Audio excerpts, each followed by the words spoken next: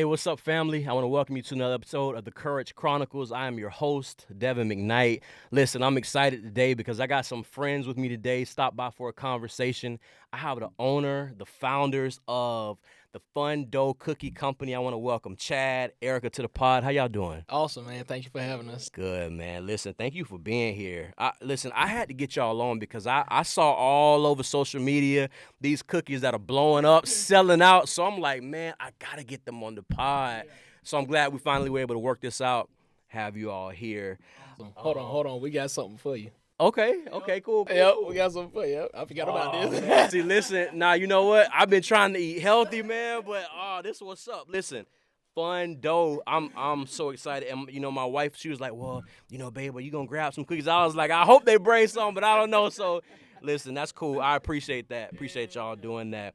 So tell me, where did this idea about the Fun Dough Cookie Company, where did it come from? How did this come about? Okay, so initially we were out with family, and I had this sweet tooth. I'm like, I want something sweet, but I didn't want ice cream. So I was like, I want cookies, but the cookie place was across town. I'm like, I'm not going back across town. And I was like, I wish we had a cookie place on this side of town or whatever. So I was like, that'd be a good idea for us to start a cookie company. And I was like, I went home and put together a recipe, and they loved it. So I was like, okay, we might be able to do something with it. So were you already like pretty good? You obviously had to be pretty good at baking cookies already. No, bro. I thought you was gonna say No. And it's not that because we just didn't bake cookies. We would always go to the store and get the store, cut out whatever, and throw it in the oven, and we got cookies. But we also were trying to come up with an idea as a family business. Oh wow. Okay. Yeah, so we were thinking about what could we do as a family to start teaching our kids about entrepreneurship. It was like, what better way than to start a business? So when she said that, and we thought about, that'd be fun if we started a cookie company, it kind of just took off from there. Wow. And so the idea just started to come to life. Yeah. And the more we thought about it, the more we could see it, and then we was like, let's go ahead and start this. So. Wow. No, that's awesome, man, and that's actually a great segue into the next question I have, because one of the things I've always admired about you and your family, like your brothers, is you guys are entrepreneurs. You guys have this entrepreneur mindset just with a lot of the things that you do. Where did that come from? Were y'all raised with that, or was it developed over time? Where did that come from? Well, I know, when we were younger, I remember my dad and his brothers, they started some business. My grandfather, he was like a brick mason, so they would do construction and all that kind of stuff, fixing houses and things of that nature. And so we were exposed to that craft of working for yourself early on. But my dad, he worked, he got a corporate job. Yeah. Well, he was working in I think they made like wallboard or something like that. So he was working in a factory, but he was like a manager in a factory. And I think after seeing his experience, that kind of woke us up. And what I mean is, I think he invested maybe like 30 years of time there.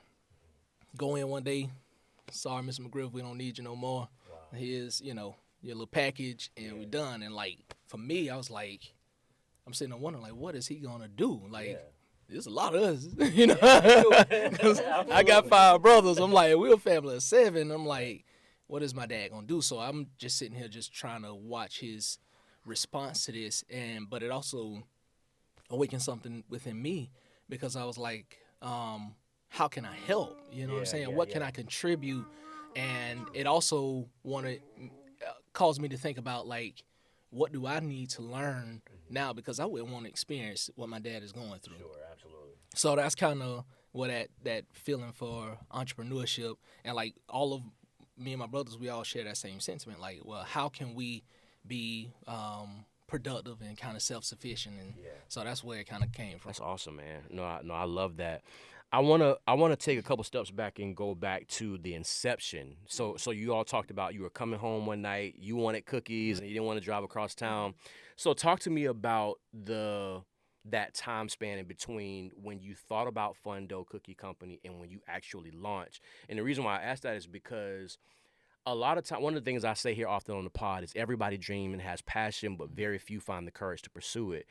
Um, a lot of times we have these great ideas, but a lot of they just stay in our mind for so long. So how long of a process or how long in time period was it before you guys say, this is a cool idea? Oh no, this is a great idea. Let's actually put something together. Like how long was that process? Oh man, I can't really remember how long it was because it's like, and the reason why I say that is because I think for us we're definitely starters, and so it's like once we kind of get an idea, our imagination is just going like with the possibilities. Yeah. So we immediately started like researching. Right. Okay. So is whatever time frame that was from us like watching YouTube channels, looking at different recipes, her trying stuff. I mean, we got photos and videos of cookies that were just going flat and all. So we understanding the science to making a cookie the right way, and because we wanted it to be a good product. We didn't just want to throw something together and say, oh, we got a cookie business and they taste terrible. That's you know what I'm saying? Because I'm like, if we're going to do it, we want to do it right. Sure. So between that research phase, and that was one thing that we definitely agreed on, like we didn't want to put anything out until we were satisfied with what it was. So if that would have taken 6 months, then so be it. Right. But we want to make sure we got the product good. We want to make sure we get a good brand together. We want to understand like how to actually run the business of a cookie bakery and all that kind of stuff. So we allowed ourselves the time necessary to do that. So it wasn't really like we're going to take this amount of time to do that, you know. You were just committed to making sure that the product was solid before you went forward with anything. Exactly. No, and one of the things you said that I love, that I really admire, because a lot of people don't have this, is you say you guys are starters. Yeah. To me, honestly, when it comes to doing anything that's worth doing, starting is the hardest part. Yeah, you got to take off. You know what I mean? Like you're coming from zero. Yeah, for sure. And so I guess I'm curious to know like that, you know, finding that courage to start. How do you speak to the person that has a gift or has a passion or has a goal, has a calling? They know they have purpose, but maybe it's just like I don't even know where to start. Like you say you guys started with researching the markets and what was around you, seeing like how do you all speak to that person that maybe they have their grand idea or whatever it is, even if it's just something like I want to go back to school and get my degree so I can be a teacher, I can whatever. Like talk to the person that's having issues with starting. Like, cause we did kind of think through. Well, one thing she talks a lot about is like when people want to get something started, they're held back by fear. Yeah. And so you want to speak to that? I guess. Yeah, I think fear is really big when it comes down to starting because a lot of people have the idea and, you know, you just don't know where to start or the execution to get it done. And I think what we did was we did the research and we started to plan. Like I began to like actually like take what I had and just started moving step by step. Okay, first let me go ahead and get the recipes together and, you know, let's do test trials. And so it I think it just takes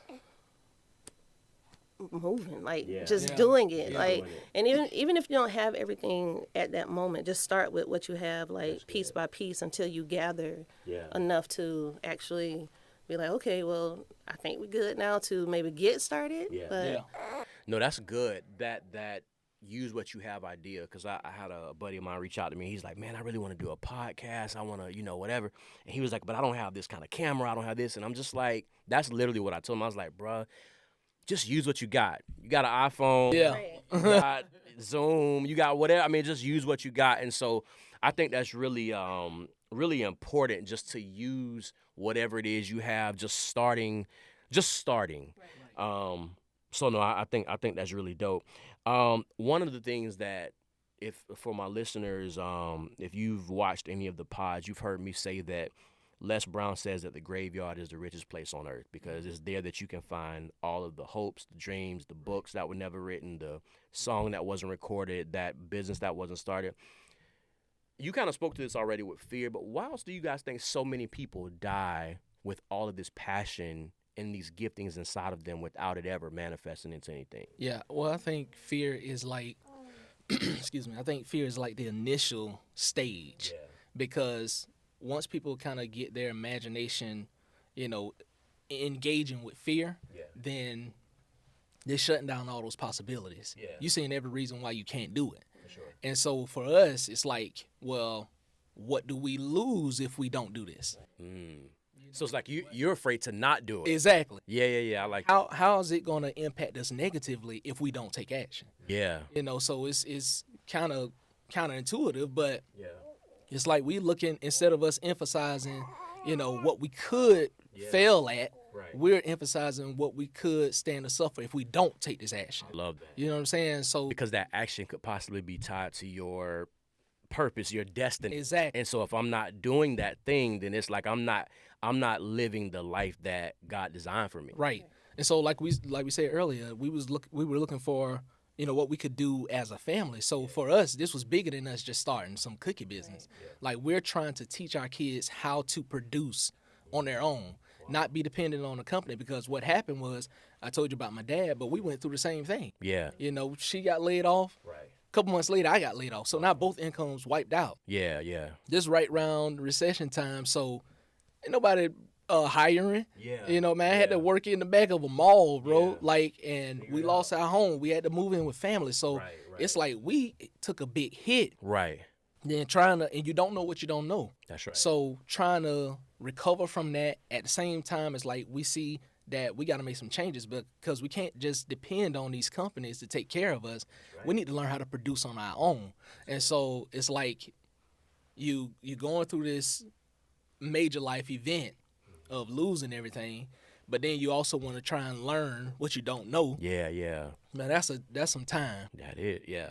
It takes time to develop and change your behavior, renew your mind, change your habits and all that kind of stuff in order for you to start being effective at doing something. So like what you're seeing now is like the output of those years of learning, those years of failing, those years of struggle and praying and crying. I mean, so that's where we are now. And it's like, okay, well, we want to use this opportunity to create something that's bigger than us. So for the person that's afraid to move, that's afraid to take action, that's like thinking about failing, it's like, what do you stand to lose if you don't do this? And you have to make it about something bigger than you. I'm thinking about, you know, can she take this company and like, where do I need to have it so it can be something that's beneficial for her to even take over? For sure. You know what I'm saying? So our vision for what this can be is not small. We may be starting small, but our vision is huge, man.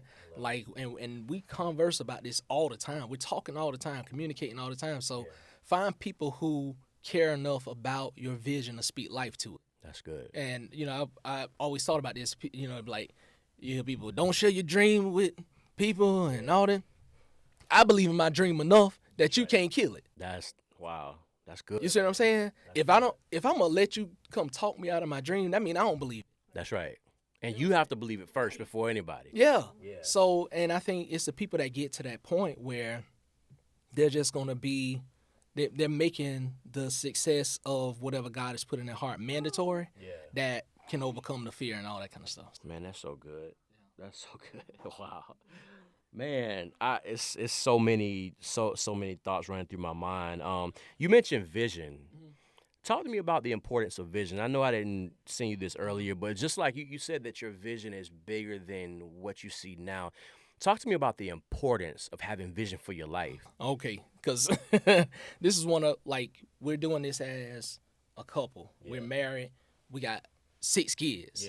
We homeschool those 6 kids. Awesome. And we run this home business. Right. So it's a lot going on.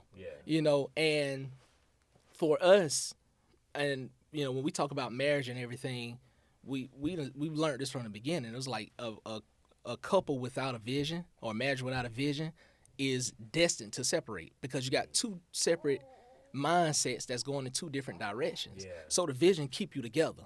Right. And so the importance of a vision is to help you create a certain standard of thought, certain standard of emotion, and a certain standard of activity. Yeah. And so that vision basically trains you to operate in a certain way. Because if I'm going to create, the vision is there to give you an example of what could be your experience. Right. You see what I'm saying? So if I have the vision, God is giving me a preview of what I can experience. I got to readjust myself, change my mindset, change my activity, my habits, in order for me to live in a way that's going to produce that outcome. Yeah. You see what I'm saying? If we were sitting around here grabbing apples and oranges, we not creating no cookies with that. Yeah. You see what I mean? So I got to live in a way and do things in alignment with what the vision is that God has given us. I can't be doing other activities that's taking me away from that. So I think vision just keeps you on track, most definitely. And then like for us, that vision evolves. So it's like after you get to the point where, oh, how can we package this? All right, we got the packaging now.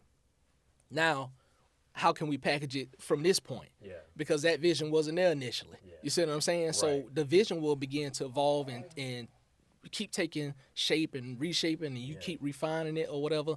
So it's important to have that, man. Man, that's so good. That's so good.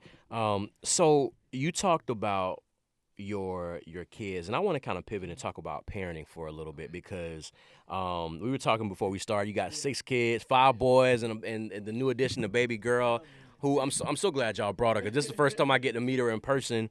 So for me, when I was growing up, we talked about your entrepreneur mindset and where it came from.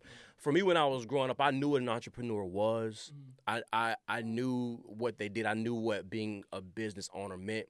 But in my environment, the idea of go to school, go to college, get a degree, and then you start your career. And then if you want to have like your side hustle or whatever, that's fine. But you need to focus on this. That was kind of my dynamic. But the problem for me is I always knew that she's good. She's fine. She's good. I always knew that I wanted to be in business for myself, right? And so talk to me about the importance of fostering an environment that welcomes this idea of entrepreneurship and being a creative. Like, talk to me about the importance of that from you all's context with your children. Okay.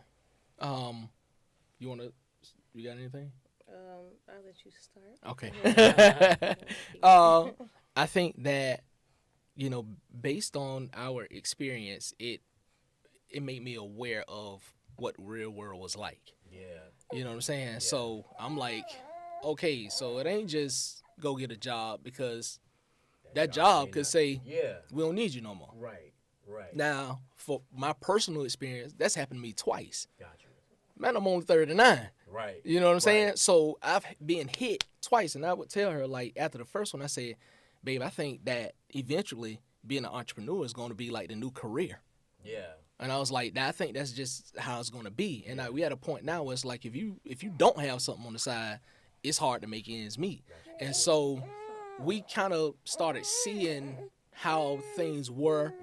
And I think the entrepreneurial aspect was a result of that. Yeah.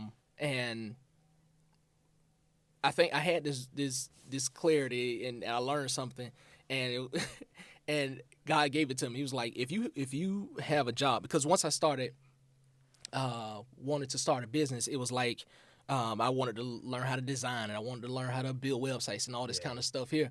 And so I, taught myself how to do that. Went on YouTube University, learned how to do all this stuff. People wanted websites and stuff. I didn't have a degree. I didn't go to school for this, but you're willing to pay me for the website. And so you want the result more than you care about my experience. That's right. If I can produce a result, then that's where my attention needs to be at, improving myself and producing a result. Right. And so I'm like, people don't care about my experience. They care about the result. That's right. You see what I'm saying? So I'm like, okay, well, I don't have to feel like I'm not achieving something because I didn't get a degree. Yeah. You see what I'm saying? Absolutely. So my mindset just shifted after that. And it was like, okay, well, also, if I'm thinking about this from a business standpoint or from an entrepreneurial standpoint, how many people do I want to serve? Like, if I have a job, I'm dedicated to serving this one person. Like, we see it as a company. A lot of people involved in the company, but I'm just serving this one client. That company is my only client. Yeah. If I start my business, how many people can I serve? That's right. I can have tons of clients. Yeah. You see what I'm saying? Yeah. And so it expands things for me. So I think, like, just the experience of going through painful times, but also kind of waking up to, like, I can't depend on these jobs to sustain us for the rest of our life or whatever. That's kind of where that mindset came from. And was like, okay, and we also, like you talked about vision, we got a vision for how we want our life to be. Yeah. Well, that's going to require some money. That's right. And so we understand that having a business or wealth producing assets is what's going to help us get to that point. We got to raise the funds for this lifestyle. We need some way to do that. So being entrepreneurial and all of that is what kind of drove us to accepting and fostering this environment for ourselves and our kids, open our mind up to, like, okay, we need to read, we need to learn more, we need to watch some videos, and so that's kind of how it developed. I know I kind of went like all around, that's good. everything just kept popping in my head, bro. Like, Good, man. No, that's good. You were talking earlier about you all homeschool your kids, and so I know that you guys are involved and you have your business, you're homeschooling, you do design work, you're a full-time mom. You guys have to maintain a relationship with one another. Essentially what I'm saying is you got your hands full. How do y'all balance it all? Like, how do you find the balance between all of it? Pray. Patience. Yeah. I got you. And you know what she's saying, like, it could be comical, but for real. Yeah. Like, because I think our spiritual life is so important to us that without God's peace, it'll be overwhelming. That's right. So we have to be responsible not only for our own individual relationship with God, but our relationship together as a couple, and then the relationship with God as a family. Yeah. So we're sitting down with the kids and we're praying, we're doing communion together, and so that spiritual aspect we honing in on that. Yeah. But then also we understand that order only comes out of organization. Right. So it's like we have to find systems and develop structure that's going to help us be a successful family. Right. And so we're not looking at it, I don't know how other people look at their families, but we look at our family as an organization. Like, we have to work together in order for all of us to be successful. Right. And we let everybody understand how important they are to this. So when it comes down to you doing the dishes, it's important that you do the dishes because your involvement in this whole process is important to the entire process. Yeah. You see what I'm saying? Yeah. So it's like, we got to create structure and order, and that's what keep us aligned with making all of this kind of work. No, that's good, man. So I heard you say structure and order, and then the peace of God is really what keeps it all together. Yeah. That's awesome, man. That's awesome. And so just a couple more questions, and I get you guys out of here. Chad, you wrote something that I read early this week where you said faith is one of the most important elements of you designing a more successful life. What is that? What does that mean? Break that down. That's a whole nother podcast. So we'll have to do a part 2. I got you. I'm going to try and condense this because, okay, you look at the word of God, everybody hear faith, they jump into Hebrews 11:1. Now faith is the substance of things hoped for, the evidence of things not seen. My favorite verse is verse 3. Okay. Because it says that by faith we know that the world was framed by the word of God. Right. So the things that are seen were made by things that do not appear. And that has always been intriguing to me because it's telling me that the things that I experience in the physical are sustained by something I can't see. Wow. They're produced by something I can't see. So it's telling me that faith, this spiritual gift and ability, allows me to pre-experience something that I haven't experienced yet, and see the reality of that and the truth of that. And we can just see that with coming up with anything. You had to sit here and conceptualize this podcast and what it would be and how you would want it to look. And that vision was there before we started doing this. Yeah, for sure. We didn't do this and then you're like, oh yeah, this is what it should be. No. You had that concept before. Yeah. So it's like whatever vision you allow in your mind, that's the one that you're going to give your energy to. Yeah. And so I think faith allows us to interact with the dreams that God puts in our heart, but he's not intending for the dream to just stay there. Because faith without works is dead being alone. Yeah. You see what I'm saying? Right. So if I just let faith just stay there, that dream just stays there too. Yeah. It stays in that spiritual aspect. Yeah. But it's supposed to come to life. So now I need to start living in alignment with what God has shown me and start working out this faith.